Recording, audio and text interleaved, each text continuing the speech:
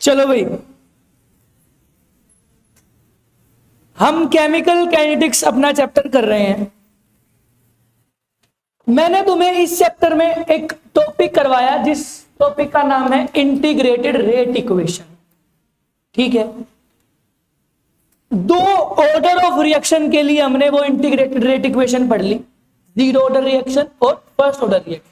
तुम्हारे सिलेबस में ये दोनों ही है, और मैंने होमवर्क से तुम्हें ये integrated rate equation second order reaction के लिए खुद डराइव करने के लिए दी थी। क्या तुमने वो कर ली? हो गया?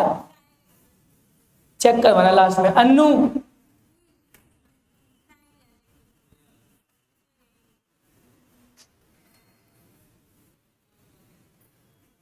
चेक करवाना लास्ट में। क्या?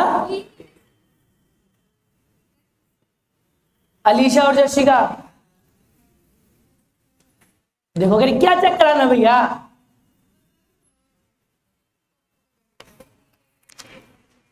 For second order reaction. तो बेटा इसमें हमने इंटीग्रेटेड रेट इक्वेशन डराइव करने के बाद हमने दो रिएक्शन के फॉर्मूले पढ़ लिए। पहला जीरो ऑर्डर के लिए, ध्यान से सुनो भाई, ज्यादा हलचल मत मचाओ। जीरो ऑर्डर रिएक्शन के लिए के का फॉर्मूला क्या है? R nought minus R upon में टी, और टी हाफ का फॉर्मूला क्या है? R nought by 2k। फिर फॉर फर्स्ट ऑर्डर रिएक्शन के लिए जो के का फॉर्मूला है वो क्या है? 2.303 by T log R nought by, और टी हाफ का फॉर्मूला क्या है? 0.693 बाय टी। ये हमने पढ़ लिया, और लास्ट क्लास में हमने इसके क्वेश्चन भी करने स्टार्ट कर दिए थे, और कुछ क्वेश्चन करे भी थे। पर लास्ट में एक टाइप ऑफ क्वेश्चन आया था जिसको मैं चाह रहा हूं कि वो हम अच्छे से करें, क्योंकि लास्ट में वो अच्छे से हो नहीं पाया था। तो मैंने तुम्हें ये बताया था, एक क्वेश्चन बोला था कि मान लो कोई ऑब्जेक्ट या कोई भी केमिकल 20% रिएक्ट हुआ है। किसी भी रिएक्शन में एक केमिकल 20% रिएक्ट हो गया, इसका मतलब क्या है? इसके दो तरीकों से हम इस चीज को सोल्व कर सकते हैं। देखो क्या, इसका जो आसान तरीका है और फास्ट तरीका है वो ये है कि हम लेट कर लेते हैं कि जो इनिशियल कंसंट्रेशन थी आर नोट जिसको बोलते हैं, वो आर नोट मेरा कितना है? 100। फिर यहां पर क्या है भाई? 20% रिएक्ट हो गई। 100 थी, 20%, 100 का 20% क्या होता है? 20 रिएक्ट हो गया, मतलब 20 गया, कितना बचा होगा? 80। तो जो फाइनल कंसंट्रेशन होगी आर, वो कितनी होगी? अब इसको तुम पुट कर सकते हो इस फॉर्मूले में। अगर फर्स्ट ऑर्डर रिएक्शन है तो इसको पुट कर सकते हो कैसे? K is equal to 2.303 T log, initial concentration कितनी है? 100। सोल्व करोगे तुम, यही करा हमने। फिर इसको करने का दूसरा तरीका, इसका दूसरा तरीका है भाई, इसी प्रॉब्लम को अलजेब्रिकली सोल्व करो। जैसे मैंने मान लिया कि इसकी इनिशियल कंसंट्रेशन कितनी ले ली? आर नोट, और इस आर नोट का 20% चला गया। क्या क्वेश्चन क्या है कि भाई 20% ऑफ आर नोट रिएक्ट हो गया, मतलब इस आर नोट कंसंट्रेशन का 20% रिएक्ट होने के लिए चला गया, मतलब 20% ऑफ आर नोट रिएक्ट हो गया। कैसे निकलेगा? 20% का साइन हटेगा तो क्या आएगा? 100 इंटू आर नोट, मतलब आर नोट बाय 5। इतना था, इतना चला गया, कितना बचा? आर नोट में से क्या माइनस कर देंगे, कितना आएगा 4r0 बाय इतना बचा, मतलब ये कितनी कौन सी कंसंट्रेशन है, इनिशियल, और ये कौन सी है, फाइनल।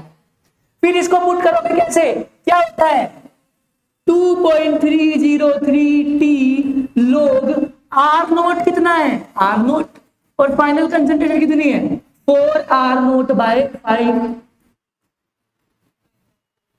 एक तरीका ये है। अब कुछ बच्चे ये बोलेंगे भैया क्या दिमाग में खुजली है, ये क्यों करना, ये लंबा है समझ भी नहीं आ रहा। पर बेटा कुछ टीचर या कुछ स्कूल वाले टीचर इस तरीके पे नंबर नहीं देते, क्यों, क्योंकि ये जो तरीका है एक ऑब्जेक्टिव टाइप तरीका हो गया। जब हम एमसीक्यू सोल्व करते हैं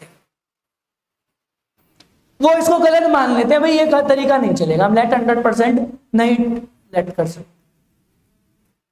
आना ये भी चाहिए, आना ये भी चाहिए, ये नहीं कि आप इसको छोड़ दो हम तो भैया वो करेंगे क्योंकि वो इजी है, ऐसा नहीं। ये सब्जेक्टिव तरीका है और ये ऑब्जेक्टिव। जब आपका क्वेश्चन सिर्फ आंसर देखा जा रहा है आपका, पर क्योंकि आपका पेपर तो स्टेप वाइज मार्किंग वाला है और सीबीएसई तो अपनी मार्किंग स्कीम देता है और वो ये कहता है कि अगर बच्चे ने ऐसे ही करा हो तो ही नंबर देना, तो इसीलिए आपको दोनों तरीके सीखने पड़े। तो यही क्वेश्चन हम जो कल करा था दोबारा मैं तुम्हें दे रहा हूं, करो ये वाला क्वेश्चन।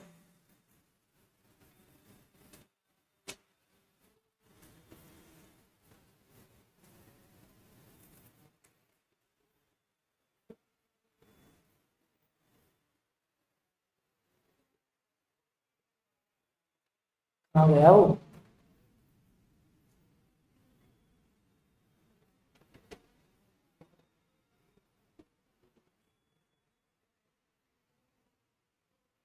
ये रहा।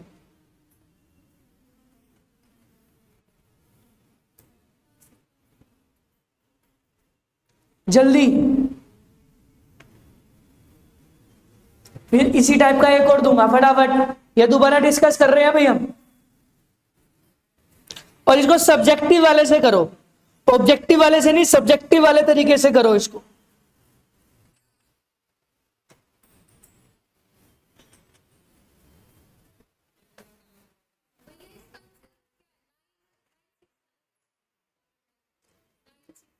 हम्म 96.3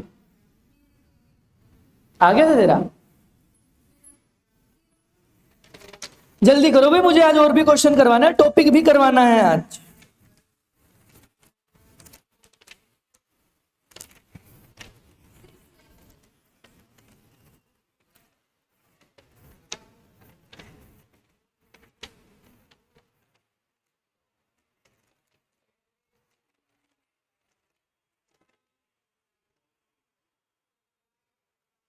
नाइनटी 96.3 आंसर इसका। देखो सॉल्यूशन करवा रहा हूं भाई इसका मैं, देखो answer. First order reaction take 20 minute for 25% decomposition. एक रिएक्शन है डीकंपोजिशन रिएक्शन, ध्यान से समझो। मान लो मेरे पास कोई ए रिएक्टेंट है, वो डीकंपोज हो रहा है बी और सी। 25% डीकंपोजिशन का मतलब 25% डीकंपोजिशन का मतलब क्या है कि भाई ये हमने इनिशियल क्या लिया R0, 25% डीकंपोज हो गया, इसका मतलब क्या है 25% गया, रिएक्ट हो गया 25%। तो पहले इसका 25% निकालूंगा, कैसे भाई 25% ऑफ R। कैसे 25% का साइन हटता है तो नीचे क्या होता है 100 इंटू, तो ये क्या हो गया भाई R0 बाय ये निकला भाई, ये तुम्हारा रिएक्ट हो गया। बचा कितना, फाइनल कंसंट्रेशन कितनी हुई, R0 में से क्या माइनस कर दो R0 बाय, तो कितना आएगा 3R0 बाय। हमें क्या निकालना है, हमें टाइम निकालना है, हमें T75% निकालना है, हमें T25% दिया हुआ है।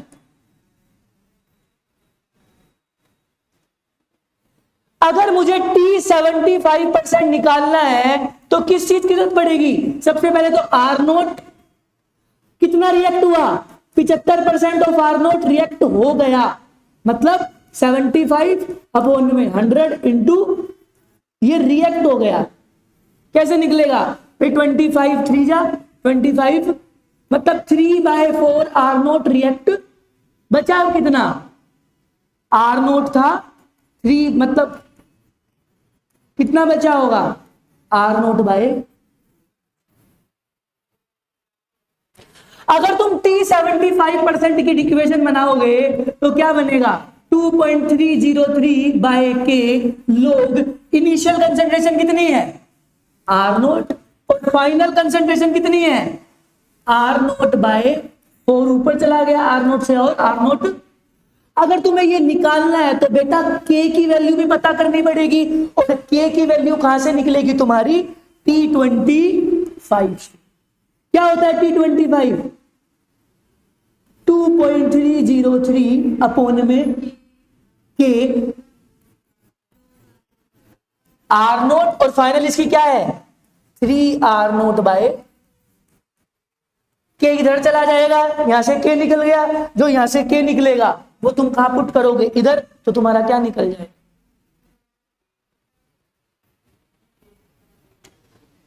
आ गई बात समझ में? बोलो ठीक है। एक क्वेश्चन और करो इसी टाइप का।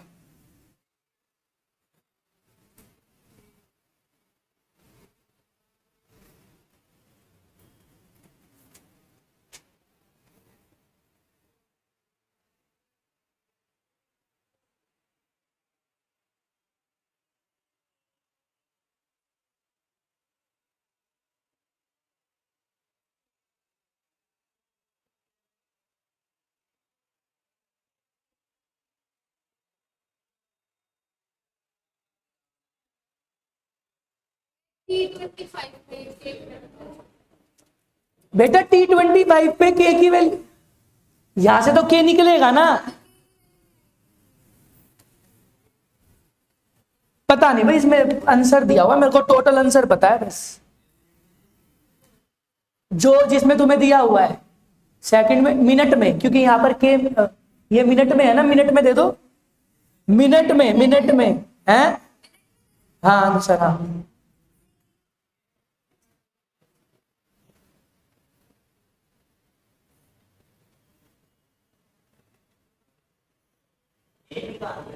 हाँ, पहले K निकाल कर वो K दूसरे में पुट करना है।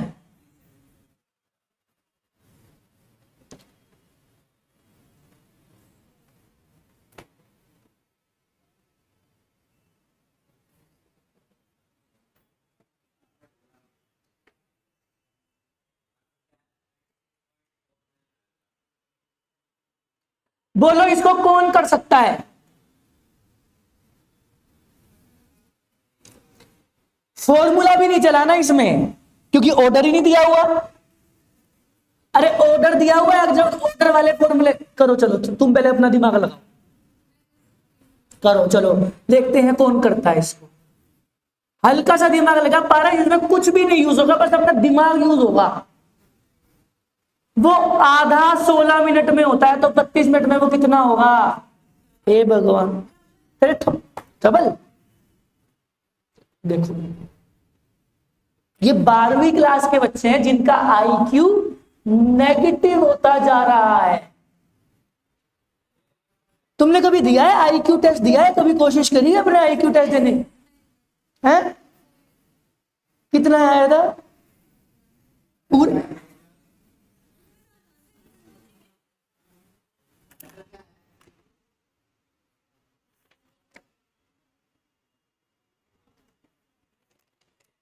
पता नहीं, इसका आंसर बस क्वेश्चन पता है।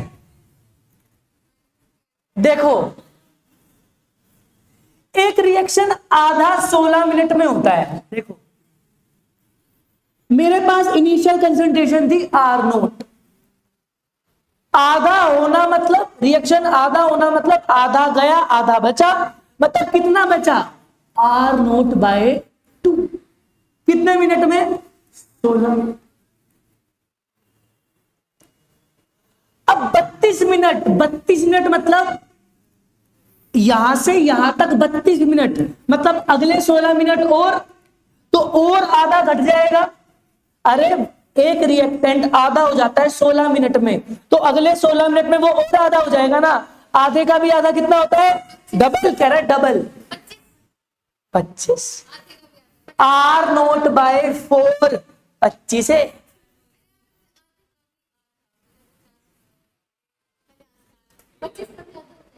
तो कितना हुआ? तो इसका आंसर है, ये बिल्कुल सही कह रही है, 25%।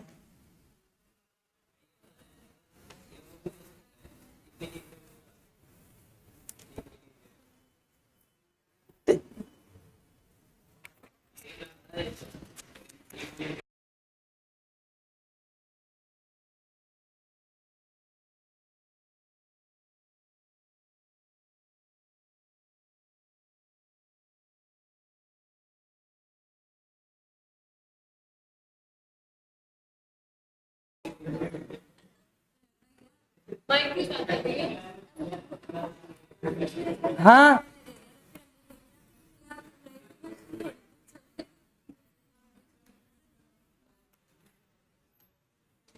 आ गई बात समझ में? बोलो बेटा, इक्विलिब्रियम इसमें क्यों घुसा रहे हो? दिया हुआ है, इक्विलिब्रियम आ गया तो उतारो भाई। एक क्वेश्चन और लिखो, वो स्लाइड में नहीं है पर वो आया हुआ क्वेश्चन है।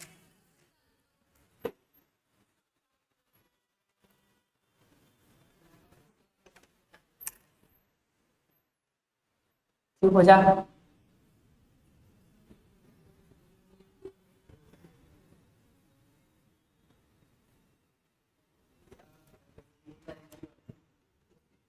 इसको ये बताओ, 3 दिन से, ये 3 दिन से equilibrium,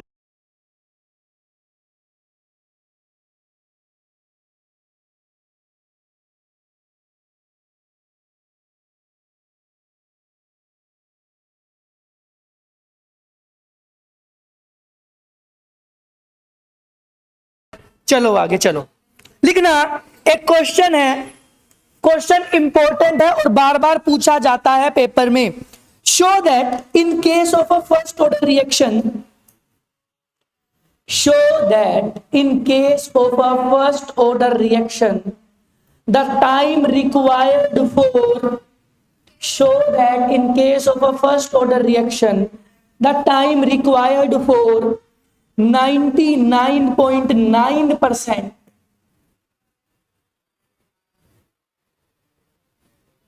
99.9% of the reaction to take place is about 10 times, is about 10 times that required for the, is about 10 times that required for half the reaction। पहले क्वेश्चन पढ़ो फिर करेंगे इसको सोल्व। पहले क्वेश्चन पढ़ो अच्छे से। ये क्वेश्चन है कि ये प्रूव करो कि टी किसी रिएक्शन, मान लो मेरे पास एक रिएक्शन है, ध्यान से समझो, मान लो एक रिएक्शन है रिएक्टेंट से प्रोडक्ट, और ये कैसा रिएक्शन है? फर्स्ट ऑर्डर है, दिया हुआ है तुम्हारे को, गिवन है। ये कहता है कि इस रिएक्शन को कितना कंप्लीट करने में? 99.9% कंप्लीट करने में, मतलब T 99.9। क्या है ये T 99.9? Time required for completing the reaction 99% is equal to, वो किसके बराबर हो? वो 2 गुना हो किसके? T। ये प्रूव करना है, टू प्रूव है। दिमाग लगाओ, 1 मिनट का समय दे रहा हूं, कर सकते हो। ये टू प्रूव है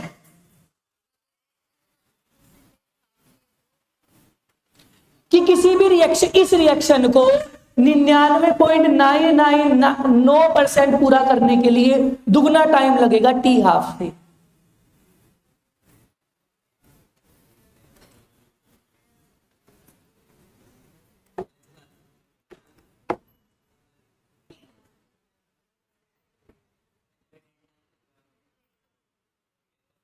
फर्स्ट ऑर्डर रिएक्शन है। अच्छा 10 टाइम्स है, सॉरी, हाँ 10 टाइम्स है, लिख लो 10 लिख लो। ये प्रूव करना है।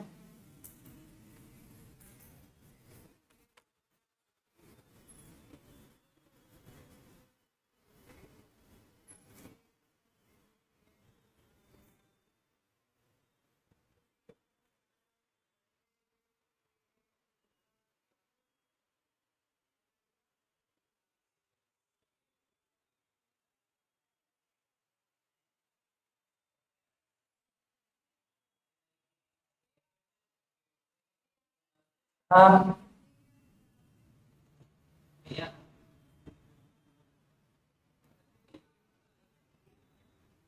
10 into T half to prove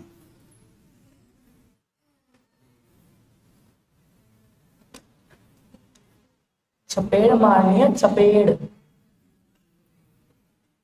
चपेड़ मारनी है, चपेड़। जल्दी, हिम्मत है तो करो, हिम्मत है तो करना, हलवे हो तो मत करना।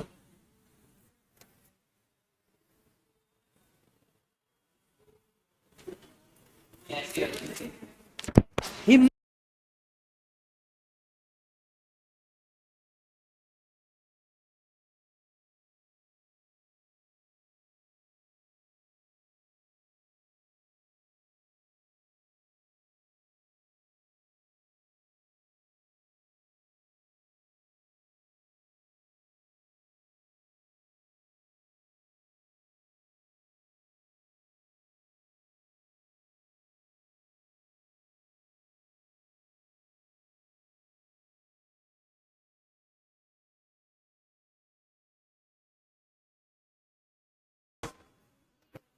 थोड़ा ठीक थोड़ा गलत हुआ भाई। फर्स्ट ऑर्डर रिएक्शन है, ये लिखा हुआ है।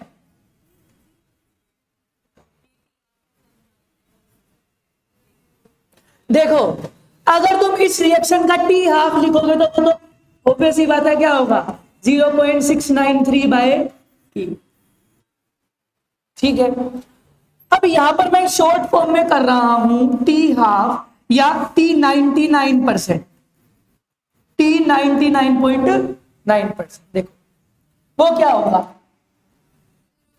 2.303 अपॉन में के लोग, इनिशियल कंसेंट्रेशन मैं ले लू 100 लेकर कर रहा हूं इसको। कितना रिएक्ट हो गया, रिएक्शन 99.9% रिएक्ट हो गया, कितना बचा 0.1। तो फाइनल कंसेंट्रेशन क्या होगी 0. log 1000 क्या होता है 3, तो ये हो गया 2.303 इंटू 3 अपॉन में के, ये आया भाई मेरा T 99.9। मैं क्या करूं भाई, T 99.9 को T हाफ से क्या कर दूं डिवाइड। T 99.9% क्या है 2.303 इंटू 3 अपॉन में के, और T हाफ क्या है 0.693 इंटू, जब तुम सोल्व करोगे तो ये 10 आ जाए। कर दोगे इसको, अब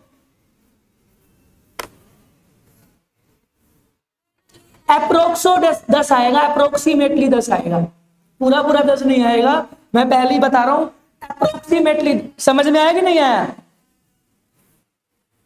देखो मेरे को ये प्रूव करना था भाई, इस रिएक्शन को T 99.9% कंप्लीट करने के लिए 10 गुना टाइम लगता है T हाफ से। ये तो सब इधर देख ले, इधर इस रिएक्शन का T हाफ ये होगा 0.693 बाय के। ये तो सिंपल है फर्स्ट ऑर्डर रिएक्शन के लिए। T 99.9% क्या होगा 2, फर्स्ट ऑर्डर रिएक्शन तो फॉर्मूला चलेगा 2.303 बाय के लोग, इनिशियल कंसेंट्रेशन मैंने यहां पर क्या ले ली 100 मानकर कर लिया, और फाइनल क्या होगी भाई 99.9% रिएक्ट हो गया, तो बचा कितना होगा 0.1 बचा होगा ना। तो बेटा यहाँ पर लोग पॉइंट काटा तो लोग 1000 क्या होता है 3।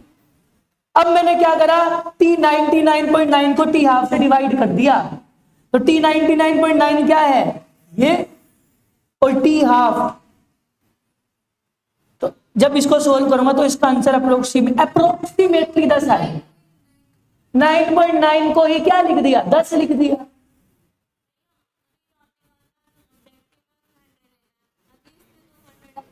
बेटा देखो क्योंकि मुझे जल्दी करवा, तुम इसको वैसे भी करोगे ना R नोट फिर करके तो भी वही आएगा, करके वैसे भी थोड़ा जल्दी करना था ना मुझे। क्या दिखाओ, हाँ ठीक था पर बीच में आंसर आ गया था तेरा, ठीक है। बोलो समझ में आया है? हेडिंग डालना रेडियो एक्टिव रिएक्शंस।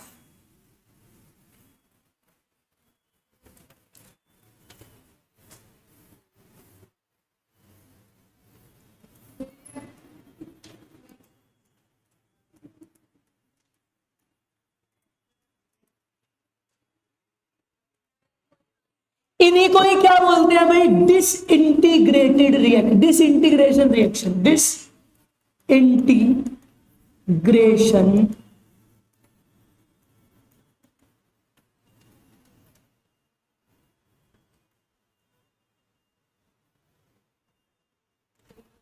पढ़ा है कभी क्या होता है रेडियो एक्टिव सब्सटेंसेस पढ़े क्या होते हैं? डिसइंटीग्रेशन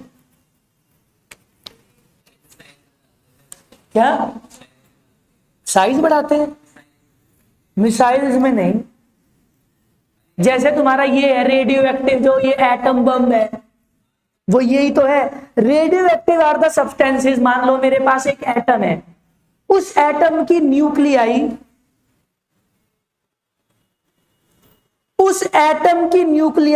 टूट रही है, टूटती चली जाती है और डीकंपोज डिसइंटीग्रेट हो रही है। जैसे मान लो एक रेडियम या फिर कोई भी एक रेडियो एक्टिव सब्सटेंस मैंने यहां पर रख दिया, यूरेनियम रख दिया मान लो। ये तो डीयू में भी इसका शायद 4-5 साल पहले केस हुआ था, क्योंकि यूरेनियम क्या है लैब वगैरह में यूज हो सकता है। तो यूरेनियम ऐसे किसी ने एक्सपेरिमेंट करा, जो चीज बच गई वो फेंक दी, तो वहां पर यूरेनियम का मतलब छोटे से यूरेनियम ने डिसइंटीग्रेट होते होते बहुत सारा सराउंडिंग में फैल गया। और ये क्या होता है, ये पॉइजनस होता है। पॉइजनस होने के कारण वहां पर लोगों को दिक्कत होने लगी और फिर क्या हुआ, वहां पे चेकिंग हुई। तो ये रेडियो एक्टिव सब्सटेंस टूटते चले जाते हैं, डिसइंटीग्रेट होते चले जाते हैं। जिससे होता क्या है, वो एटम बम यही तो है। और इस टूटने में एनर्जी का निकलना होता है, उसी एनर्जी का इस्तेमाल कर लेते हैं साइंटिस्ट किसी देश को तबाह करने के। तो ये जो रेडियो एक्टिव रिएक्शंस होते हैं ना, मतलब अगर एक न्यूक्लियाई टूट रही है बहुत सारी न्यूक्लियाइज में, उसको क्या बोलते हैं बेटा रेडियो एक्टिव रिएक्शन और डिसइंटीग्रेशन रिएक्शन। और ये सारे रिएक्शन बेटा फर्स्ट ऑर्डर रिएक्शन है।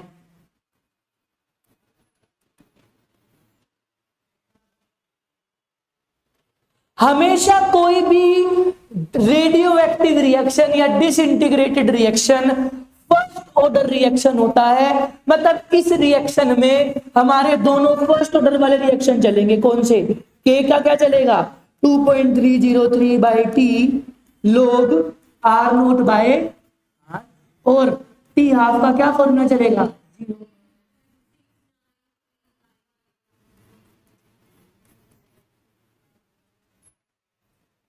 आ गई बात समझ में? दो क्वेश्चन।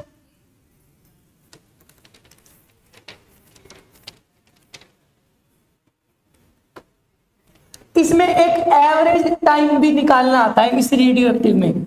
एवरेज टाइम ध्यान से समझना, एवरेज टाइम को रिप्रेजेंट करता है टाउ से। टाउ वो होता है टी हाफ बाय 0.69,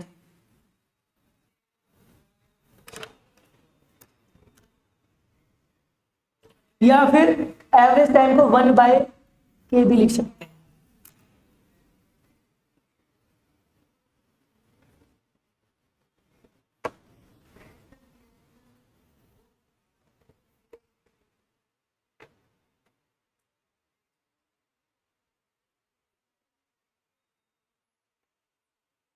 करवाऊं?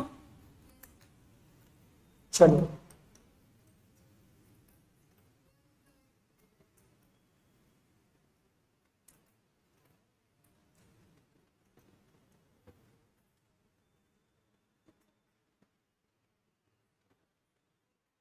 कर दूं? ध्यान तो दांत फाड़ने में, ले फिर तो मैं करूं।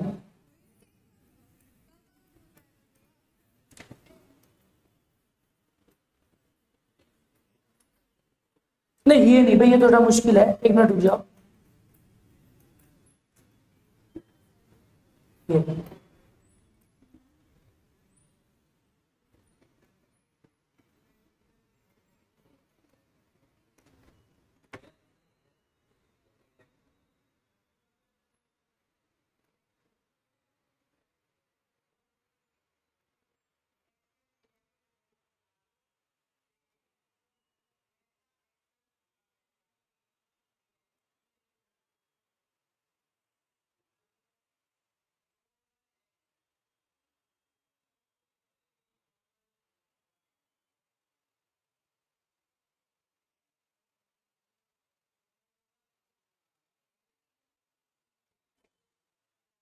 After 24 hours, only 0.125 gram out of the initial quantity of 1 gram of a radioactive isotope remains behind.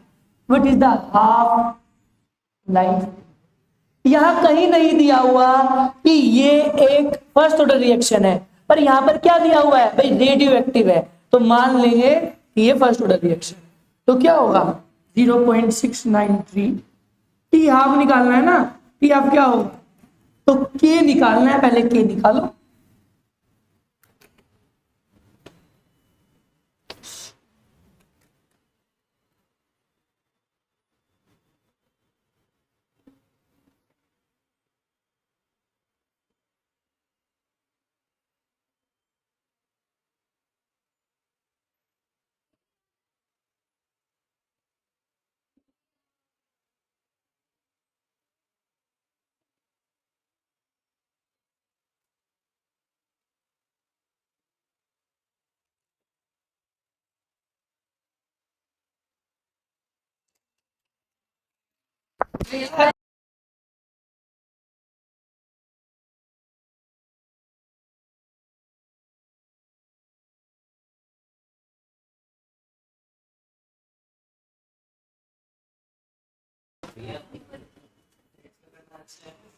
बेटा इसी में रहने दो, आर में रहने दो, क्योंकि कोई यूनिट है। अबे कन्वर्ट जब करते, ग्राम में है ना, टाइम की बात कर रहा है वो तो ग्राम में ही रहने दो। लोगेट यूज होगा,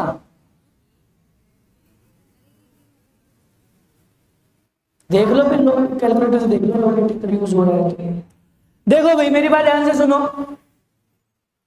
अगर मुझे टी हाफ निकालना है तो 0.693 बाई के चाहिए। के किस फॉर्मूले से निकलेगा, के इज इक्वल टू, बोलो, 2.303 टी लोग आर नोट बाय। अब मेरी बात ध्यान से सुनो, टी कितना है भाई, 24 घंटे।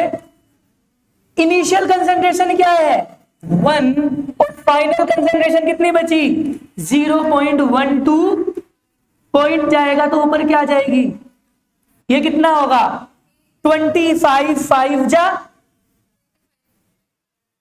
125 होता है, और 25 4 जा, और ये 5 8 जाओगे। ठीक है, लोग 8 कर लेना,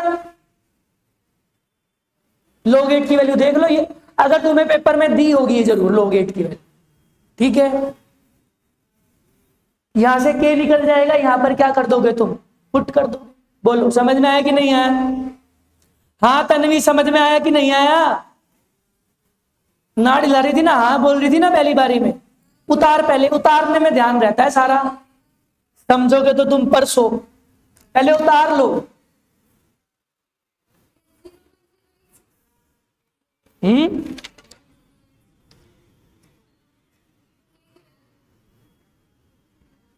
हाँ के की वैल्यू है 0.086 आवर इनवर्स।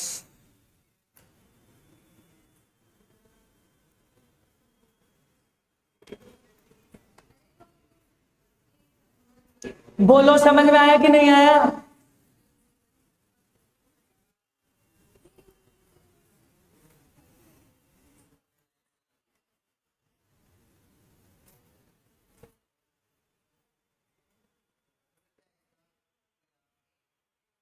टी हाफ है 8, पारस आ गया।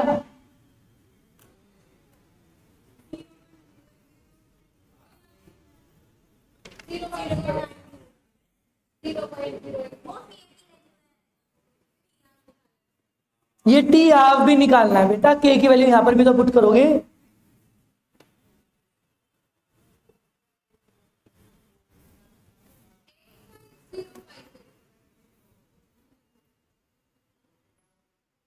हाँ चलो करो क्वेश्चन ये वाला, ये थोड़ा मुश्किल है।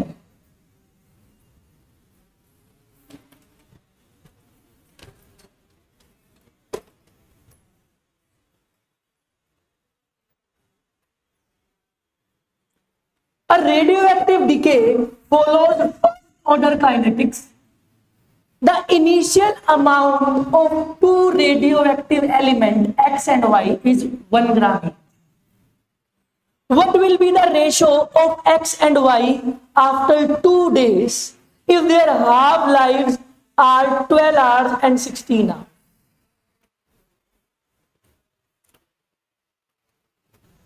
पहले क्वेश्चन उतारो, फिर इसको समझते हैं, फिर करते हैं इसको। अच्छा क्वेश्चन है, मैं बस तुमको समझाऊंगा, करके तुम्हें खुद लाना है होमवर्क से।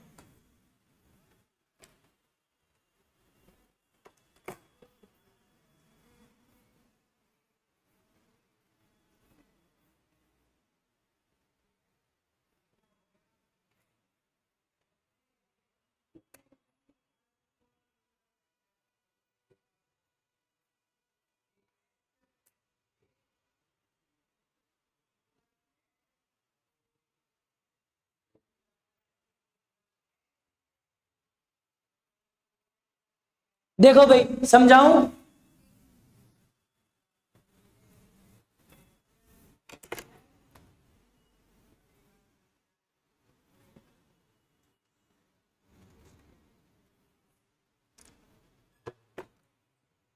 करो इसको, अच्छा क्वेश्चन है, ट्राई कर सकते हो। पहले मैं समझा देता हूं फिर ट्राई करना। देखो मेरे पास दो एलिमेंट है एक्स और वाई, ठीक है। क्या गिवन है भाई, इनका इनिशियल अमाउंट गिवन है, मतलब इसकी भी आर नोट कितनी है 1 ग्राम और इसकी भी आर नोट कितनी है 1 ग्राम। ये क्वेश्चन में गिवन है। बोलो समझ में आया कि नहीं आया?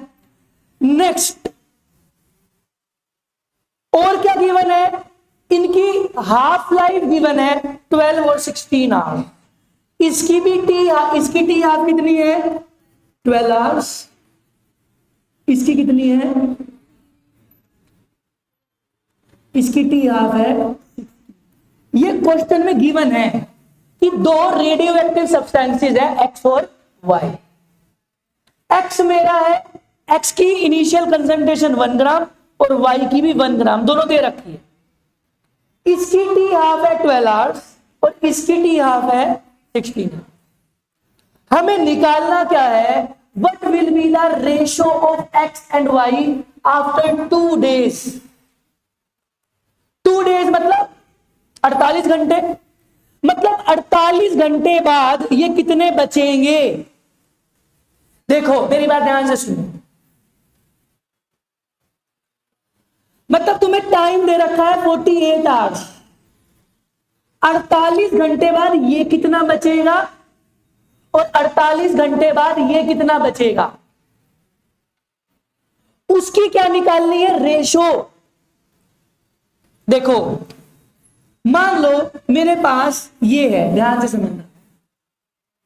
सबसे पहले के, इसमें के की जरूरत पड़ेगी, के यहां से आ जाएगा, क्यों, क्योंकि टी हाफ क्या होता है 0.693 बाय के इज इक्वल टू 12 आवर्स। तो यहां से के कितना आ जाएगा 0.693 अपॉन में, यहां से के आ गया, के तुम इसमें डालोगे, के इसमें डालोगे, देखो टाइम कितना दे रखा है 48 hours is equal to 2.303 upon में के क्या है 0.693 अपॉन में 12 ऊपर चला जाएगा, लॉग आर नॉट कितनी है 1, और फाइनल हमें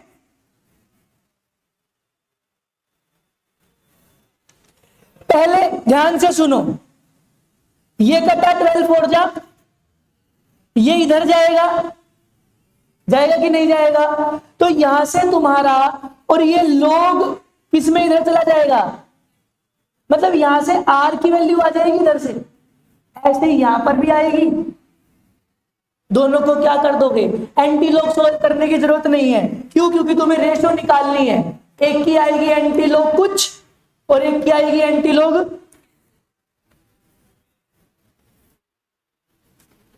आ गई बात समझ में कि नहीं आई, बताओ, घर से ट्राई कर सकते हो इसको, आसान क्वेश्चन है, घर से ट्राई करना, अगर नहीं होता तो मैं तुम्हें करवा दूंगा। बताओ, चलें आगे।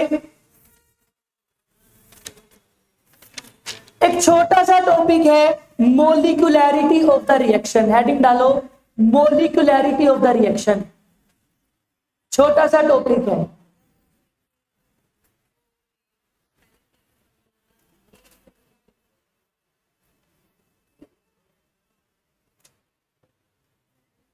The number of atoms, ions or molecules that must collide with each other simultaneously so as to result into a chemical reaction is called the molecularity of the reaction.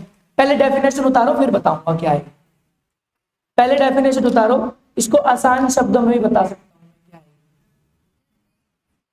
है। मोलिकुलैरिटी, molecularity of the reaction,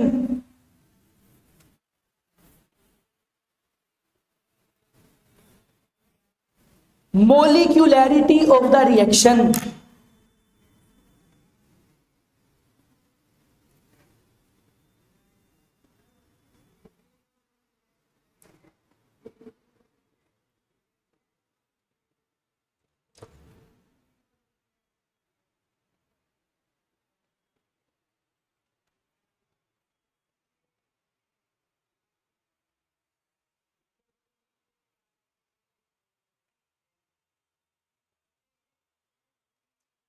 किसी भी reaction में कितने molecules participate कर रहे हैं ना, वही मोलिकुलैरिटी ऑफ द रिएक्शन होती है। मान लो मेरे पास एक रिएक्शन है N2 plus H2 gives NH3, यहां पर तुम क्या लिखोगे, यहां पर लिखोगे 2, यहां पर क्या लिखोगे 3।